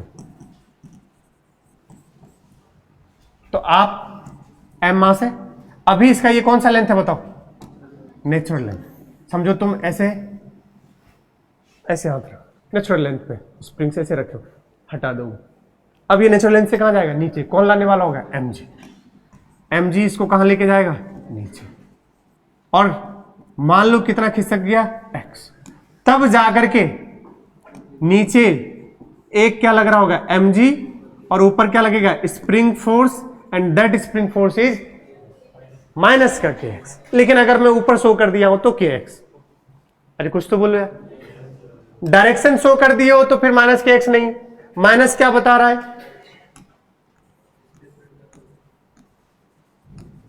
opposite to displacement, opposite to displacement. तो जरा देखिए ये कितना हो गया, x, नीचे खिंचाने के बाद mg और f स्प्रिंग, यही होगा मीन पोजीशन। इसको क्या बोलेंगे, नेचुरल लेंथ। बताओ मीन पोजीशन पर नेट फोर्स क्या होगी, अगर नेट फोर्स हो गई 0 तो ऊपर वाला बराबर, बताओ क्या करोगे, mg बराबर kx, तो x बराबर mg बाय k। ये भी सवाल में डायरेक्ट पूछा जाता है। 10 kg का ब्लॉक है, 10 kg का, और स्प्रिंग कांस्टेंट कुछ भी दे देगा, 100 न्यूटन पर मीटर। यूनिट बताओ स्प्रिंग कांस्टेंट का, k क्या है यहां पर, k क्या है, स्प्रिंग कांस्टेंट, स्प्रिंग कांस्टेंट, बताओ यूनिट, k बराबर f बाई एक्स, f का क्या हो गया, न्यूटन पर मीटर। तो इसको ध्यान रखें, तो आपको k कुछ दे देगा, इतना k न्यूटन पर मीटर है डायरेक्ट। भाई जेई में तो नहीं, जेई में तो नहीं, नीट वाले आप में जरूर ऐसे करके आ सकता है, सिंपल, k दे दिया 100 न्यूटन पर मीटर, मास कितना दे दिया, 10 kg। Find mean position, find, तो यही तो होगा x बराबर mg by k, 10 kg, 10 kg का मतलब 100, अपॉन में k कितना 100, तो कितना आ गया 1 मीटर, खत्म। डायरेक्ट पूछा जाए, यही है बेटा मीन पोजीशन। डायरेक्ट कोई भी सवाल आपको देखने को मिल सकता है। ग्राफ डायरेक्ट उठकर आ जाएगा। एफ बराबर क्या पढ़े अभी, माइनस का kx। ये कौन सा फोर्स है, स्प्रिंग फोर्स। बताओ ग्राफ कैसा जाएगा, लेकिन कैसे। जो एसएचएम का ग्राफ बनता है वही किसका ग्राफ बनेगा, स्प्रिंग फोर्स का। लेकिन अंतर है किसमें, एक्स में। किसमें, उसका एक्स, एसएचएम का एक्स। एक्स मतलब वो एक्स कहां से होगा, मीन पोजीशन से। स्प्रिंग फोर्स का एक्स नेचुरल एक्स। ये अंतर है दोनों। वैसे तो सबके एक्स सेम ही होता है। देखो इधर, ये है एफ और ये है एक्स। आप अगर इसको ध्यान से देखोगे तो आप इसको लिख सकते हो एफ बराबर माइनस के एक्स, वाई बराबर माइनस एम एक्स प्लस सी। यहां क्या है, जीरो है तो प्लस सी। इंटरसेप्ट है क्या, नहीं। कंपेयर कर लो तब भी दिख जाएगा। कैसा है, स्ट्रेट लाइन। कैसा है, कुछ बच्चे हंस रहे हैं, बच्चों का क्या है। और स्लोप कैसा है, देखो निगेटिव। स्लोप कैसा है, ये क्या कर दिया मैंने, मुझे तो सिंपल एम एक्स लिखना है। क्या लिखना है भाई, एम एक्स प्लस सी। एम के जगह क्या दिख रहा है मुझे, माइनस का। ओके, तो स्लोप कैसा है बेटा, निगेटिव। अब जिसका 11th हिला हुआ है तो फिर तो भाई कोई बात नहीं। और इंटरसेप्ट क्या है, जीरो। और स्लोप नेगेटिव मतलब थीटा शुड ग्रेटर देन 90। तो ये होगा एफ बराबर माइनस के एक्स का लाइन। और सही बात है कि अगर इस वक्त चेक करो एक्स निगेटिव है तो देखो फोर्स क्या होगा, पॉजिटिव। तभी तो हमेशा एक दूसरे के क्या होंगे, अपोजिट हो। अगर तुम इधर ले गए हो तो फोर्स इधर लगेगा। कंप्रेस कर रहे हो, कंप्रेस कर रहे हो तो तुम्हें कहां लगाएगा, बाहर की हो। हमेशा एफ और एक्स क्या होगा, एक दूसरे के अपोजिट हो। तो हर बार आप देख सकते हो कि यहां एक्स कैसा है, पॉजिटिव, तो देखो फोर्स कैसा है, नेगेटिव।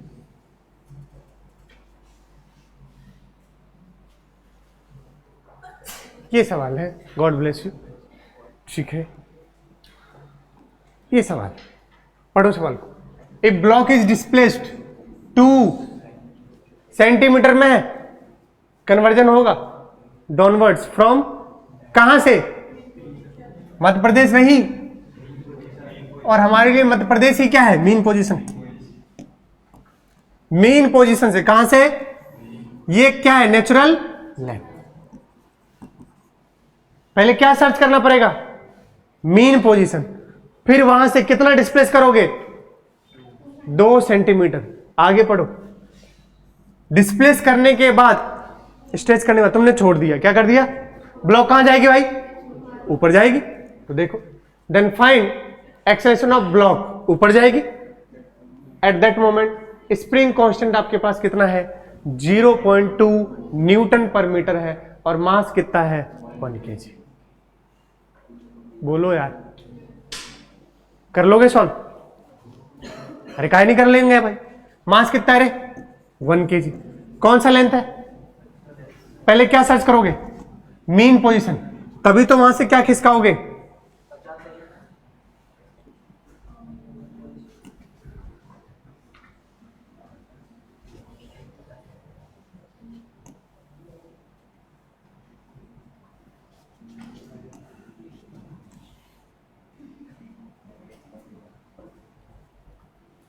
देखो ये इसका मीन पोजीशन होगा कि नहीं भाई, बताओ।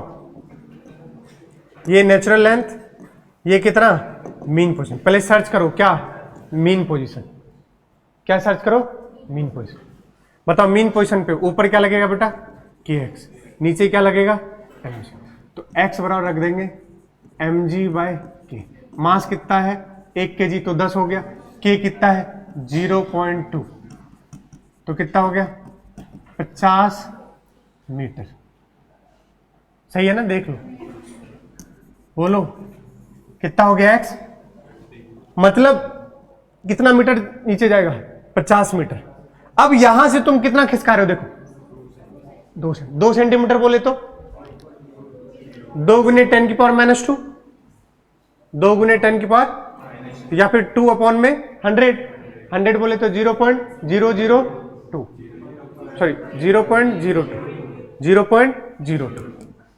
तो जब ये यहां पर जाएगा, आपने इसको 0.02 मीटर खिसकाया, सेंटीमीटर तो कितना 2, बोलो यार, तब जाकर आपने इसको क्या कर दिया, रिलीज कर दिया, तो 1 kg। जैसे रिलीज करोगे इस वक्त, तो इसके पास नीचे कितना होगा 10, और ऊपर क्या लगेगा kx। सुनना, मजा आया अभी, बच्चे अक्सर यही गलती करते हैं, नीचे कितना 10, ऊपर कितना kx, सांड की तरह फिर जाएंगे और x लगा देंगे कितना 50, 50 नहीं 50 प्लस 0.02, क्योंकि x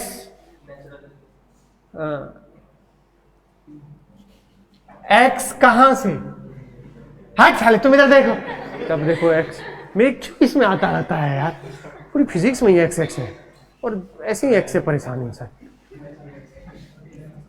x फ्रॉम कहां, नेचुरल लेंथ। मैं क्यों परेशान हूं, तुम्हें समझ नहीं आ रहा मैं क्यों परेशान हूं। हर इंसान के जीवन में एक x होता है, देखो इधर, फ्रॉम नेचुरल लेंथ, चुप रहा,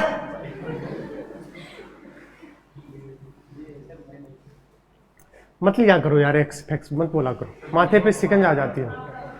अरे मैं क्या तो पढ़ाऊं ना, का मैं क्या, स्प्रिंग फोर्स माइनस के एक्स होता है क्या, माइनस के पी पढ़ाऊं क्या। देख फ्रॉम नेचुरल लेंथ, तो जरा रख दो ऊपर, के कितना है रे 0.2, अरे बोलो इंटू एक्स, कहां से, नेचुरल लेंथ से, नेचुरल लेंथ से एक्स बताओ कितना हो गया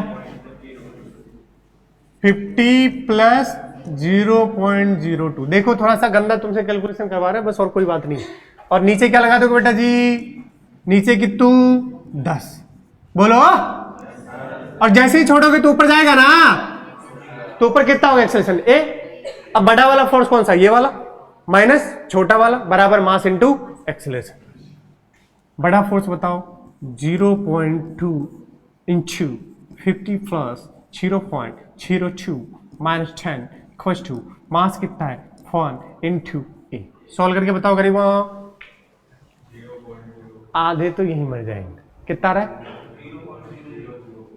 0.04 है ना, 04। ओके ओके ओके ओके, ये कितना हो गया रे,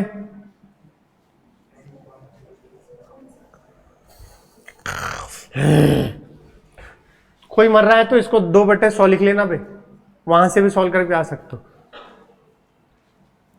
उधर भेज देंगे, या इधर पूरा सॉल्व करके कितना रहा है मुझे नहीं पता, आ रहा है 0.004 मीटर पर सेकेंड स्क्वायर।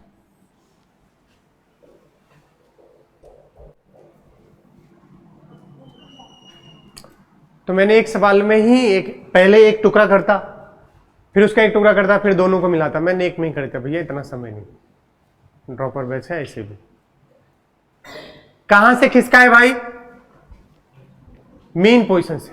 कहां से, मीन पोजीशन। तो पहले क्या सर्च करो, मीन पोजीशन। वहां नीचे जाकर के क्या लिखोगे, इक्वेशन किसका, फोर्स का। और वो इक्वेशन लिखते वक्त ध्यान रखोगे स्प्रिंग फोर्स में के एक्स 50 नहीं है, एक्स है कहां से, नेचुरल लेंथ से। ये पूरा हमारे लिए इस वक्त क्या हो जाएगा x, और वो कितना हो जाएगा 50 प्लस 0.0,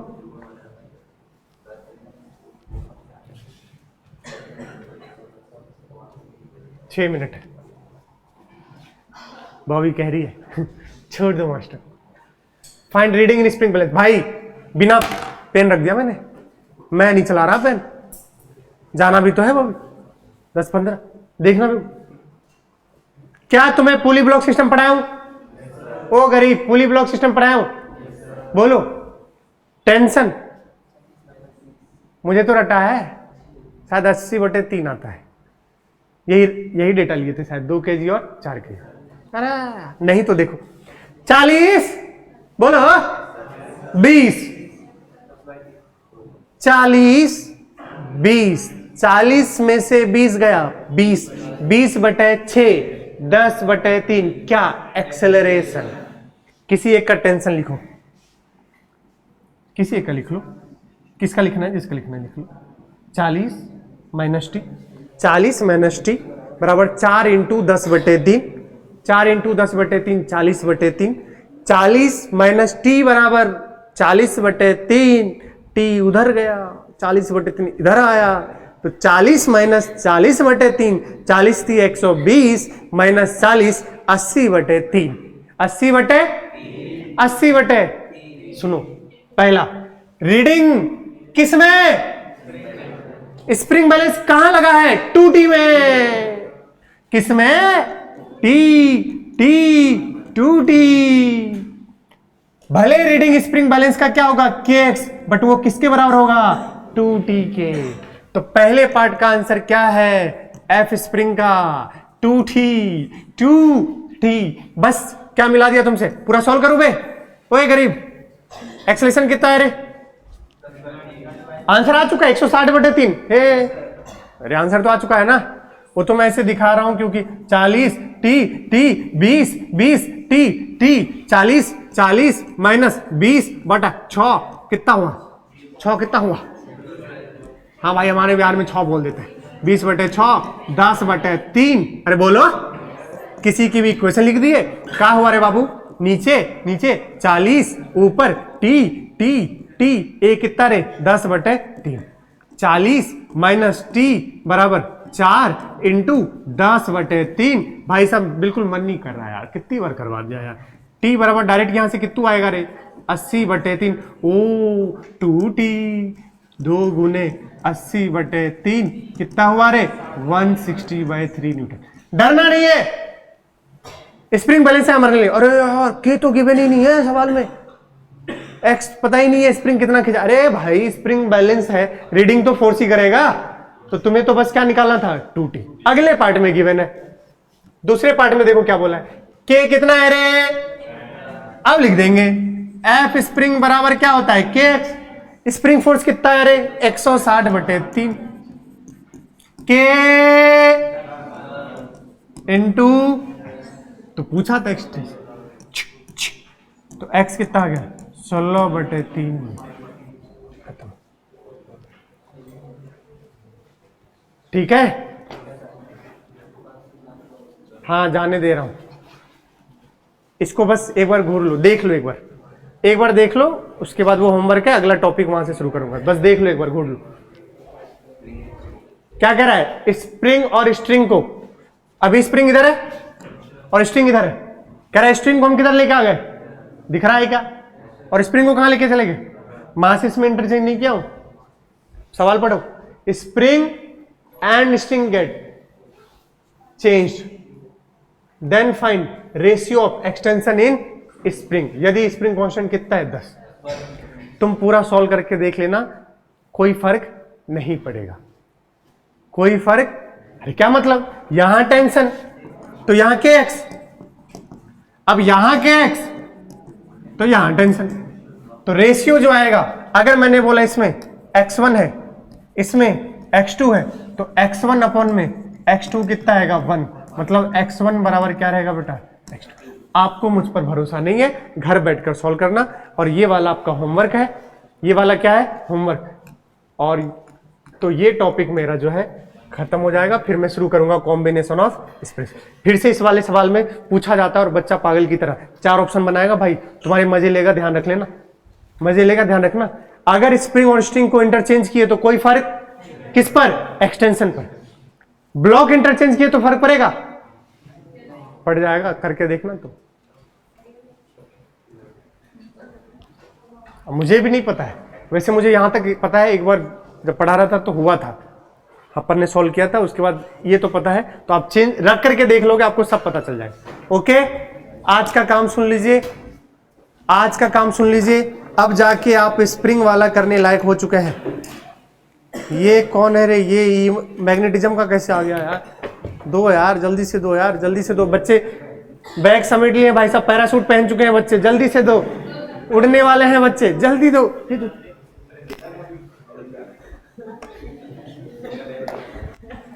पंचवर्षीय योजना लेकर आए हो, अगले साल भी आप ही के साथ रहूंगा, हैं? तो फिर जो हालत है उससे तो यही लग रहा है, अगले साल भी समर्थन दे दोगे बेटा?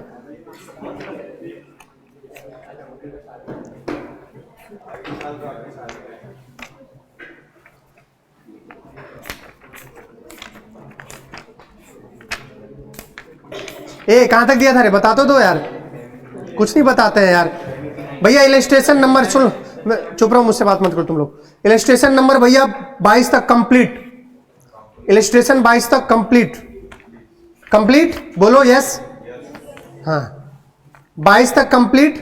और सुनो गरीब, just do it, just do it 5 तक कंप्लीट, जस्ट डू है, जस्ट डू इट 5 तक कंप्लीट। इलस्ट्रेशन जरूर लगाना, इलस्ट्रेशन अच्छे होते हैं, उसमें से बहुत सारे सवाल मैं कहां ले लेता हूं, क्लास में। जस्ट डू इट क्या बोला, 5 तक कंप्लीट, 5 तक बोलो यस। उसके बाद बोल दूं, उसके बाद तुम 98 तक कंप्लीट कर लोगे सूडो फोर्स को छोड़कर, सूडो फोर्स को छोड़कर 98 तक कंप्लीट कर लोगे। जो बच्चा मेरे साथ, मैं पूरी साल होमवर्क देता जाऊंगा, जो बच्चा मेरे साथ होमवर्क करता जाएगा, बिलीव मी उसका सिलेक्शन हो जाएगा। जिसका जो होमवर्क नहीं करेगा, बस तुम्हें पता ही है क्या होने वाला है, ये मैं आपको पहले ही बोल दे रहा हूं। चलिए बाय बोलो, देखो बाय क्या दोस्त हूं क्या, बोलो बाय सर, भारत माता की, छोड़ सकते हैं।